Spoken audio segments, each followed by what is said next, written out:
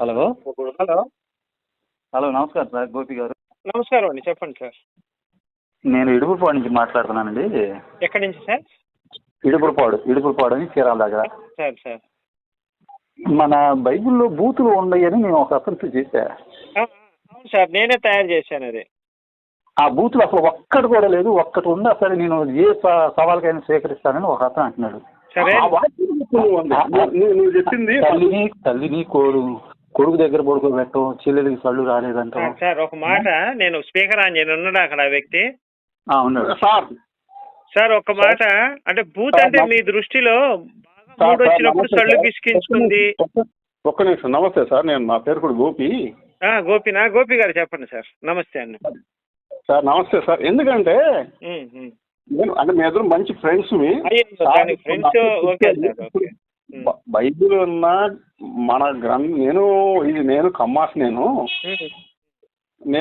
నేను దేవుడు అంటే నాకు అభిమానం ఉంటుంది. ఖురాన్ అయినా బైబిల్ అయినా ఏదైనా ఒకటేనాయనా. తప్పండి, తప్పు. మీరు మూడు చదివారండి, మరి ఒకటని చెప్తున్నారు మీరు. విషయం ఏంటంటే నాకున్న పరిజ్ఞానంలో నాకున్నటువంటి దీంట్లో చెప్తున్నారు సార్. నేను చదివానని మాత్రం చెప్పలేదు. తప్పు సార్, మీ అభిప్రాయాన్ని మార్చుకోవాలి. ఒక నిమిషం నన్ను చెప్పండి. మూడు ఒకటే అన్నప్పుడు నేను ఒక మాట చెప్తా. మనకి ఆవు తల్లి లాంటిదండి, మేము నమ్ముతాం అది, హిందువులు. మీరు వచ్చి నా ఆవును కోసుకొని తిన్నప్పుడు నేను ఒకటే. నేను ఆవును పూజిస్తున్నా, మీరు కోసుకొని తింటున్నారు. నేను ఆవును తల్లిలాగా చూస్తున్నా, మీరు కోసుకొని తింటున్నారు. మీరు మన ఇద్దరం ఒకటి ఎలా అవుతాం సార్? మా రెండు మతాలు మీ దేవుడే కోసుకొని తినమన్నాడు, మా దేవుడే పూజించమన్నాడు. మీ దేవుడు మా దేవుడు ఎట్లా ఒకటి అవుతాడు? ఇంకొక పాయింట్, ఫస్ట్ పాయింట్ సార్, ఇది అది కంప్లీట్ అవనండి. నెక్స్ట్ ముస్లిమ్స్ దగ్గరికి వచ్చేసరికి, ముస్లిమ్స్ ఇది క్రైస్తవుల దగ్గరికి వచ్చేసి, నువ్వు ఎన్ని పాపాలు చేసినా నీ పాపాలు క్షమించి నేను పరలోకం తీసుకెళ్తా అంటాడు మన యేసయ్య.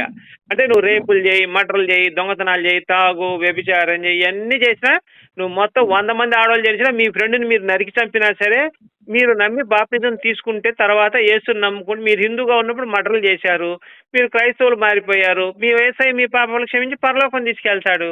కానీ హిందూ ధర్మం, నువ్వు ఏ దేవుడినైనా పెట్టు, ఏ దేవుడికైనా దండం పెట్టు, ఏ గంగలో అయినా మునుగు, నీ పాపాలు మాత్రం పోవు, నీకు ఇష్టపడుద్దని చెప్పుద్ది. మూడు మతాలు ఎలా సమానమైతే ఇప్పుడు మీరు చెప్పండి సార్ నాకు. ఇప్పుడు గ్రంథం ఏం చెప్పిందంటే ఏదైనా ఏ గ్రంథం సార్? ఏ గ్రంథం పేరు చెప్పండి. ఇప్పుడు మన హిందూ ధర్మం ఏం చెప్పింది? సనాతన ధర్మం ఏంటి? చాలా గొప్పది, విశిష్టమైనటువంటిది. అవును. మీరు క్రైస్తవులా అండి? కాదండి, నేను కమ్మాస్ అండి. Sir కమ్మాసే sir. కమ్మాస్లో ఇప్పుడు జగన్మోహన్ రెడ్డి ఉన్నాడు సార్, ఆయన క్రైస్తవులు నమ్మారు. అదే ఇప్పుడు తప్పంటలో నేను దేవుడికి దండం పెట్టి మన హిందూనేనండి. ఓకే సార్, ఓకే, మీరు హిందువే అట్లయితే చెప్పండి సార్. ఇప్పుడు నేను అనేది ఏంటంటే, వీళ్ళు చెడగొట్టారనే కానీ గ్రంథంలో ఉన్న మౌలికాంశాలు తప్పు. ఇక్కడ మీరు అదే సార్ పొరపాటు పడుతుంది. అల్లా నమ్మని వాళ్ళని నూనెలో కాల్చి చంపండి, అల్లాను అనుసరించిన వాళ్ళని కత్తులు చర్మం ఒలిచి చంపేయండి, అల్లాహు అక్బర్ అన్న వాళ్ళని చంపేయండి. మీరు డిఫరెన్స్ పంపిమంటే పంపిస్తాను నేను మీకు.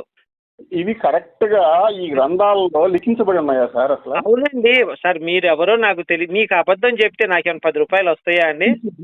లేదు సార్, మా ఇద్దరి మధ్య చర్చ జరిగి ఇప్పుడు మీ ఇద్దరు ఎవరో నాకు తెలియదు. నేను ఉన్నది ధర్మం మాట్లాడుతున్నాను. మీకు అబద్ధం చెప్పాల్సిన అవసరం లేదు. చెప్తే నాకు 1 రూపాయి కూడా మీ దగ్గర నుంచి డబ్బులు కూడా ఇవ్వరు నాకు. సార్ అబ్బాయి, నేను అలాంటివి కాదు. ఇప్పుడు మేము డైలీ చూసేది శివశక్తి అనే ఒక ఛానల్ చూస్తాం డైలీ, మా ఫ్రెండ్. ఇంతకంటే గొప్ప ఛానల్ ఉంది, దీని మీద మనకి ఇంకా వివరణ కావాలి అంటే మీ పేరు చెప్పారు ఇప్పుడు. సార్ నేను చెప్పిన దాంట్లో ఒక తప్పున్నా నేనే శిక్షకైనా సిద్ధం. ఒక్క హిందూ ధర్మం మాత్రమే సార్ వినండి, ఒక్క హిందూ ధర్మం మాత్రమే. సార్ నేనేంటంటే, వాళ్ళు చెప్పి ఈ విధంగా జనాన్ని మోటివేషన్ చేసి పక్కోళ్ళు ఇలా జనాన్ని వాడుకుంటున్నారు అనే భావంతో నేను మిమ్మల్ని ఇప్పుడు అడగమని. 100% రైట్ అండి, మీరు చెప్పింది 100% రైట్. మేము వాళ్ళు దాన్ని ఏ విధంగా చెప్పాలి, ఏ విధంగా మోటివేషన్ చేసి సమాజంలో ఒక తీర్చిదిద్దాలనేది తెలియక ఈ విధంగా మత మార్పిడి చేసి అనే దాని మీద నేను చెప్పారు సార్. వాళ్ళు కేవలం చేస్తున్న మత మార్పిడి తప్ప, పాస్టర్లు సంపాదించుకోవడం తప్ప విశ్వాసులు బాగుపడిన చరిత్ర లేదండి. మీరు ఒకసారి చెక్ చేసుకోండి. ఏ పాస్టర్ దగ్గరికైనా, పాస్టర్ సైకిల్ వేసుకొచ్చిన పాస్టర్ కారులో తిరుగుతున్నాడు. ఈ రోజు 20 సంవత్సరాల క్రితం సైకిల్ వేసుకుని ఈ రోజు కారులో తిరుగుతాడు. కానీ వాడు నమ్ముకున్న విశ్వాసి ఆ రోజు పొలం కూలీగా ఉంటే ఈ రోజు కూడా కూలీగానే ఉంటాడండి. మరి పాస్టర్ బాగుపడినప్పుడు విశ్వాసి కూడా బాగుపడాలి కదా సార్. అది యేసుక్రీస్తు అంటే ఇక్కడ ఎందుకంటే మన దేవుళ్ళు ఏంటంటే మనది కర్మ సిద్ధాంతం సార్. మీరు చేసే కర్మలను బట్టే మనకు ఫలితం ఉంటుంది. అలా కాదుగా మరి ఆయన నమ్ముకోవడం దేనికి నువ్వు? ఇప్పుడు కర్మని మాత్రం అనుభవించాల్సిందే. తప్పదండి, ఎవడు పుట్టినా అదే. నేనైనా అనుభవించాలి, మీరైనా అనుభవించాలి సార్. కర్మ అనేది ఎలా ఉంటుందో ఒక ఉదాహరణ చెప్తాను, వింటారా? ఇప్పుడు మన కళ్ళు ఏం చేస్తాయండి? మామిడి కళ్ళు వస్తాయి అక్కడ. మన కళ్ళు వెళ్ళి మామిడి చెట్టు దగ్గరికి వెళ్తాయి. మన మామిడి చెట్టు దగ్గరికి వెళ్ళాలంటే మన కాళ్ళను ఉపయోగించాలి, అవునా? కాళ్ళ దగ్గరికి వెళ్ళి అక్కడ చూస్తాం. కానీ కాళ్ళు కొయ్యలేవు కదా, ఏం చేయాలి? చేతులతో కొయ్యాలి. మరి కోసిన చెయ్యి తింటుందా? లేదు, నోరు తినాలి. నోట్లో పెట్టుకుంటాం, నోట్లో నాలుక ఉంటుంది, రుచి చూస్తుంది, అబ్బా బాగుంది అనిపిస్తుంది. తోటమాలి చూస్తాడు, 2 ఈపు మీద 2 దెబ్బలు కొడతాడు.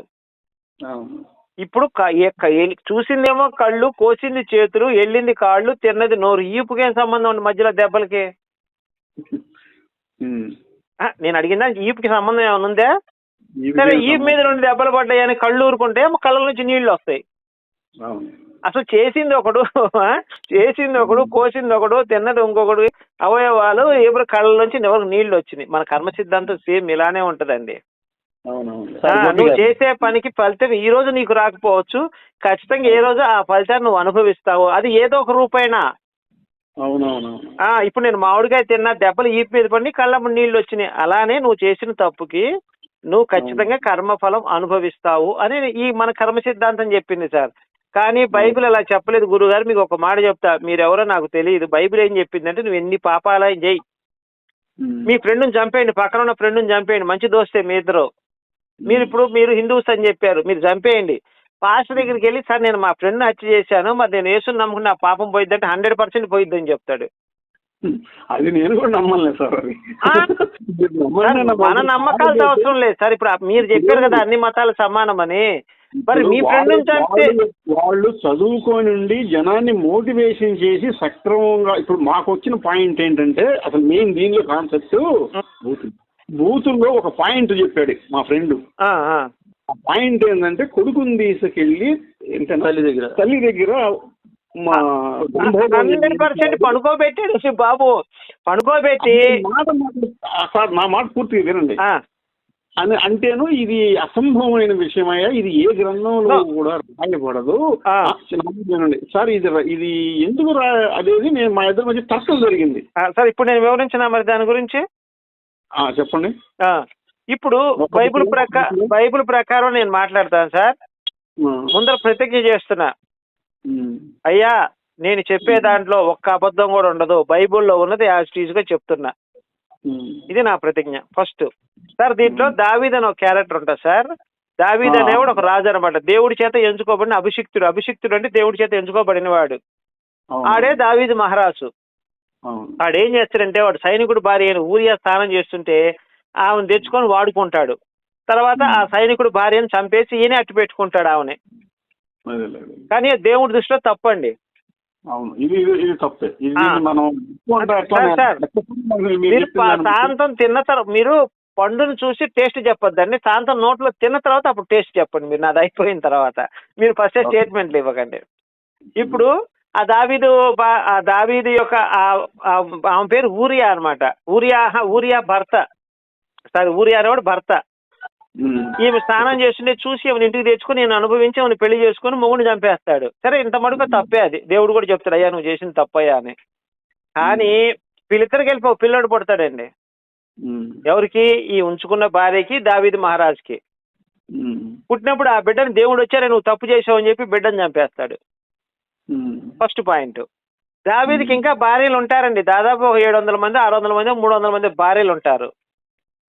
అయితే వీడు కొంతమంది కొన్నాళ్ళకి వీడి పిల్లలు పుట్టి పెద్దోళ్ళు అయిపోతారు. వాళ్ళకి 25-30 ఏళ్ళు వస్తాయి. అప్పుడు యెహోవా దేవుడు ఏం చెప్తాడంటే, అరే నువ్వు ఆడి భార్యను పోయి తెచ్చుకున్నావు కదా, నువ్వు తప్పు చేశావు, నీ భార్యను తీసుకెళ్లి పక్కోడి దగ్గర నీ కొడుకు దగ్గరే నీ చేతు వారికి అప్పగింతును. అప్పగించేలా అందరూ చూస్తుండగా పట్టపగల నీ భార్యలను దెంగిస్తానని చెప్తాడు బైబిల్లో. ఎట్లా? మళ్ళీ ఇది కూడా జరిగిందండి. ఆడ కొడుకు ఎవరో కాదని మహానుభావుడైన అబ్షలోము వీళ్ళ పిరతలను తీసుకెళ్లి 10 మందిని వరుసగా పనుకోబెట్టి బట్టలు ఇప్పి కూడా ఇజ్రాయెల్ ప్రజలందరూ ఉంటారు. వాళ్ళందరినీ పిలుస్తాడు, రండి బ్లూ ఫిల్మ్ చూడమని చెప్పి మొత్తాన్ని పడుకోబెట్టి 10 మందిని ఒకళ్ళ తర్వాత ఒకళ్ళని 10 మందిని సెక్స్ చేస్తాడు. ప్రజలందరూ వచ్చి చూస్తారు. అంటే తప్పు చేసింది ఏమన్నా దావీదు, ఆ శిక్ష పడింది మాత్రం దావీదు పెళ్ళాలకి. మీకు రిఫరెన్స్ కావాలంటే మొత్తం దీని రిఫరెన్స్ కూడా చెప్తా, మీరు రాసుకొని ఏ ఫస్ట్ నేను అడగండి, లేదంటే నాకు కలపండి, నేను రిఫరెన్స్లు ఇస్తాను మీకు. సార్ చెల్లెలకి సళ్ళు రాలేదనే మాట ఒకటి. పరమగీతం సార్, పరమగీతం 8:8. We have little sister. నేను ఇంగ్లీష్ వచ్చాండి మీకు? చదువుకున్నాను సార్. కొద్దిగా చదువుకున్నారు, నేను చదువుతాను, ఒకసారి చూడండి. పరమగీతం 8:8 అంటే ఇంగ్లీష్ లో చూడాలి సార్, తెలుగులో వయసుకు రాలేదని రాశారు, సళ్ళు అని రాస్తే బాగుండదని చెప్పి మన తెలుగు వాళ్ళు. ఇంగ్లీష్ లో ఏమంటే we have little sister and she has no breast. She has no breast అంటే ఏంటి సార్? నాకు చిన్న చెల్లెలు ఉంది, దానికి సళ్ళు రాలేదు, వస్తే నేనేం చేయాలి? What shall you do hour sister? మరి ఏం చేద్దాం సార్? అన్ని బూతులు చెప్పండి, అతను వింటాడు నిజంగా. సాళ్ళు తాటి గెలల్లాగా ఉన్నాయి, సళ్ళు ద్రాక్ష గెలల్లాగా ఉన్నాయి, ఇవి కూడా ఉన్నాయి సార్. నోట్లో అంగం పెట్టి చీకటం అని, సళ్ళు తించుకోవడం, గాడిద గుర్రం అంతే మడ్డలు అయితే కానీ మేము తృప్తి పడమని ఆడోళ్ళు ఉన్నారు బైబుల్లో. సార్ ఇవన్నీ చెప్పుకుంటూ పోతే మీ ఫ్రెండ్ మీద మీకే అసహ్యం కలుగుద్ది ఈ మాటలు మాట్లాడినందుకు. అది కాదులేదు సార్, నేను ఎందుకు వాదించానంటే సార్ తండ్రి కూతుర్ని పెళ్లి చేసుకోవచ్చు తెలుసా సార్ మీకు? సొంత తండ్రి కూతుర్ని పెళ్లి చేసుకోవచ్చు తెలుసా? ఆ అమ్మాయి కనుక పెళ్లి కావట్లేదు, ఎవడు పెళ్లి చేసుకోడు, అసలు ఏమో పెళ్లి కాదు జీవితంలో అంటే సొంత కూతురే పెళ్లి చేసుకోవచ్చు, దాంట్లో తప్పు లేదండి బైబిల్. మరి ఇవన్నీ మీరు ఒప్పుకుంటారండి? ఇది మన సిద్ధాంత ప్రకారంగా మనకు మనసు నచ్చినట్టయితే మనం దీన్ని ఖండించేదేనండి. మరి అదే కదా సార్, నేను ముట్టుకునేది అదే కదా సార్ ఇప్పటిదాకా. అదే నేను అనేది కూడా ఏంటంటే మేమేంటంటే నాకు డౌట్ వచ్చింది, ఇది ఎందుకు ఉంటుందా అనే దాని మీద ఇద్దరు తర్కం జరిగి ఇప్పుడు నేను రేపు పొద్దునైనా మాట్లాడదామని కాదు అని ఇప్పుడు నాకు ఆ బలంతం మీద నీకు ఫోన్ చేశాను సార్. రైట్ సార్, ఇప్పుడు నేను చెప్పే దాంట్లో ఏ పాస్ నేను అడిగిన జాగ్రత్త రికార్డ్ అయిందా మీ దాంట్లో? ఇది నేను మామూలు నాది టచ్ ఫోన్ కదా సార్, మామూలు కీప్యాడ్ ఫోను. మా ఫ్రెండ్దేను, ఆయన చూస్తా ఉంటే మేము ఇద్దరినే కూర్చొని మీకేమన్నా ఇప్పుడు మనం మాట్లాడేది రికార్డు కావాలన్నా మీకు పంపిస్తాను సార్. నేను చెప్పిన దాంట్లో ఒక్క తప్పున్నా ఏ శిక్షకైనా సిద్ధమండి, పాస్టర్లకు చెప్పండి. లేదు సార్, అదే సరే sir. Okay, thank you sir. Sir right sir, okay right, thank you. Sir అన్ని మతాలు మీ ఫ్రెండ్కి చెప్పండి సార్, అన్ని మతాలు సమానం కాదు. కరెక్ట్ సార్, ఇది ఒక్కటి చెప్పండి ఆయనకి, కొంచెం చెప్పండి, మన హిందూ ధర్మం గొప్పదనం కూడా ఆయనకి తెలుసు, ఎక్స్ప్లెయిన్ చేయండి సార్. నేను ఒక్క విషయం చెబుతానండి. ఇప్పుడు ఆ మతంలోకి వెళ్ళిపోయినోడు ఎట్లా తయారవుతారంటే, మా దేవుడి పేర్లు వెంకటేశ్వరరావు పెట్టుకుంటాడు, సాంబశివరావు పెట్టుకుంటాడు, పెట్టుకుని బండ బూతులు చెప్తారు మన దేవుడిని తిప్పి ఇంకొకటి విగ్రహారాధన వ్యభిచారంతో సమానం అంటారు వాళ్ళు. మనం పెట్టుకున్న దేవుడి గుళ్ళో విగ్రహం పెట్టుకుంటే అది వ్యభిచారం అంట. వాళ్ళు చచ్చిపోయినాక తీసుకొచ్చి మన హిందూ శ్మశానంలోనే పాతి పెడుతున్నారు.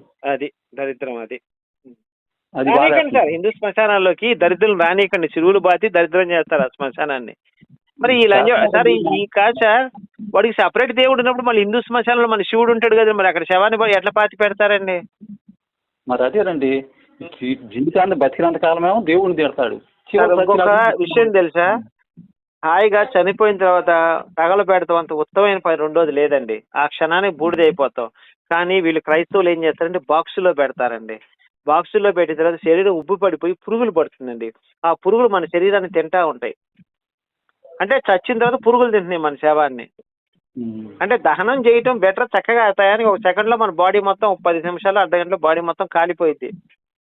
ఎముకలు మిగిలితే తీసుకెళ్లి గంగలో కలుపుతారు, లేకపోతే కృష్ణా నదిలో కలుపుతారు. బాడీ మొత్తాన్ని పురుగులు తింటా ఉండి ముక్కులోంచి నోట్లోంచి చనిపోయిన తర్వాత పురుగులు వస్తుంటే ఎంత దరిద్రంగా ఉంటుంది సార్ అది పెట్లో పెట్టడం. అది కూడా చెప్పండి సార్ మీ ఫ్రెండ్కి, మన సిద్ధాంతమే కరెక్ట్ అండి. నేను అసలు ఈ విషయం గురించి చెప్దామని చేశానండి. ఏంటంటే నాకు చాలా బాధ వేస్తుంది, వాడు జీవితాన్ని బతికినంత కాలం మన పండగలు చేసుకోరు, మనకు ఏదైనా చేస్తున్నా కూడా రారు, మన ప్రసాదం అసలు ముట్టుకోరు సార్, మన ప్రసాదం ముట్టుకోరు, వాళ్ళు ముట్టుకోరు, మనల్ని అంటరాని వాళ్ళుగా చూస్తారు. చివరికి చచ్చిపోయినప్పుడు వాటికి మనం రావాలి. ఇది మీ ఫ్రెండ్కి కూడా మంచిగా ఎక్స్ప్లెయిన్ చేయండి సార్, అతనికి చెప్పండి మన హిందూ ధర్మమే గొప్పది తప్ప క్రైస్తవ మతం గొప్పది కాదు, అది ఒక దరిద్రమైన మతం అని చెప్పండి. చెప్పానండి. Okay sir, right, thank you అండి. Right, thank you sir.